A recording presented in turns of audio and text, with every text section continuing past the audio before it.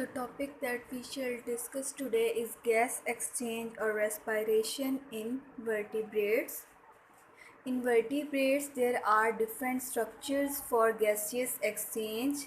These structures are gills. The exchange can also be cutaneous or exchange through skin. It can be through lungs. The gills skin, if it is acting as a gas exchange site, or the lungs, all of them which are used for gas exchange do have some common properties. These properties include a highly vascularized surface which is kept moist. Gills are vascularized and they are moist as well. Cutaneous exchange, in case of cutaneous exchange, the skin is kept moist with a large number of glands, and in case of lungs, they are also having vascularized surfaces over which the exchange of gases occurs. So we shall study briefly the mechanism of exchange through these surfaces. Firstly, gas exchange through gills. In case of gills, they are present in fishes, all of the fishes and the larval amphibians. As you can note, both of these fishes and the larval amphibians are aquatic. So they are having gills. Gills are thin vascularized layers of epidermis. They are having thin vascularized surfaces. Their surface, which is marked by black color, is very thin, and the layer below, which is marked by red, is showing a large number of blood capillaries. The gills can be external or internal, and they are covered by operculum or exposed. In higher fishes, they are usually covered by operculum or a covering which is cartilaginous covering, or they can be exposed as well. The mechanism of gas exchange through these gills is as follows. If you can see, these are the gill racks. Okay, so water, if they are exposed, water will be simply entering into these gill slits. The space between gills is called as gill slits. Or if they are covered by operculum, there will be some kind of opening through which water will enter.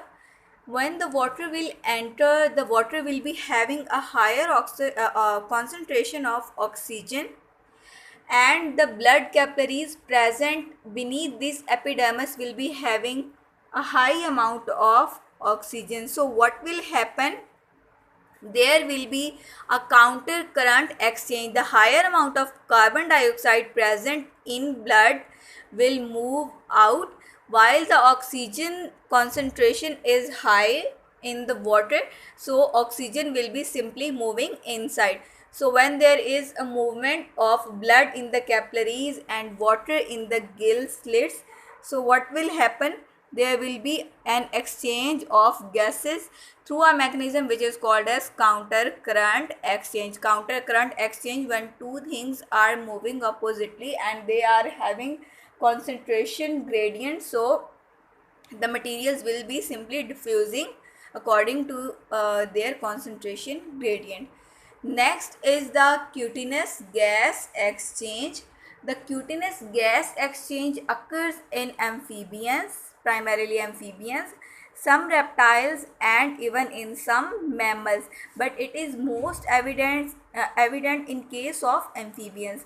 Amphibians have highly vascularized skin, and it is kept moist due to presence of large number of mucus glands.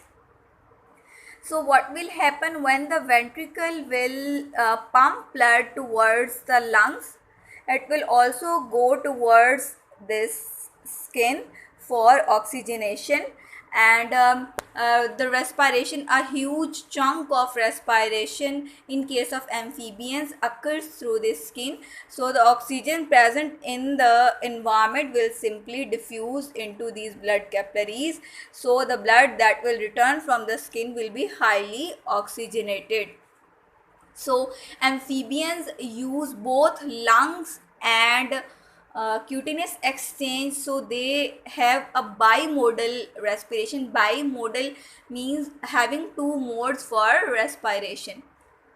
Next is the lungs, which are present in all the terrestrial vertebrates including amphibians, reptiles and the mammals. Amphibians, adult amphibians. Gas exchange, in case of lungs, it also occurs through the respiratory epithelium, which can be alveoli, for example, in case of alveolar surface in case of mammals, or it can be parabronchi in case of birds. Lungs are located ventrally to the digestive tract, means they will be present on front side, while the digestive tract or esophagus is present on the back side.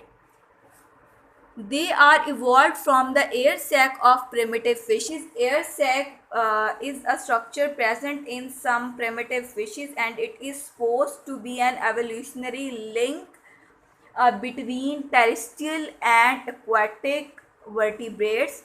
It is used to respire when the fishes are submerged or when they do not have water for water to move between their gills. So what will happen, the air sac is used to respire and it acts like a lung. So air sac is dorsal to the digestive tract. So air sac basically evolved to form two structures. One is the lungs and one is the swim bladder. Swim bladder is present in modern bony fishes and it helps the fishes to control their buoyancy, while the lungs are present in aquatic terrestrial vertebrates, and they are ventral, while the swim bladder and air sac, both of them are dorsally present. Okay, so this air sac is also present in some primitive fishes which are living today, like lung fishes, which are called as the lung fishes. We will study them in Zoology B. Okay, so next, if we look at the structure of lungs, as I have already told you, the gaseous exchange occurs through respiratory surfaces which are highly vascularized, and the lungs are further subdivided to form smaller subunits, so that the surface which is used for gaseous exchange, the surface area is increased. Here is a structure of lung. The trachea, when enters into the chest cavity, it divides to form two bronchi, left and right. When these bronchi enter into lungs, they form bronchioles, and bronchioles further divide to form alveolar ducts, which ultimately end towards these grape-like structures which are called as alveoli. So they are highly vascularized. There is abundance of vascular system over these surfaces. So what will happen when the air will enter? It will be divided along these sacs, so that the area of absorption is increased largely to maximize the exchange rate. So this is the reason the organism which are having lungs, they are very efficiently metabolic, they are having very efficient metabolism.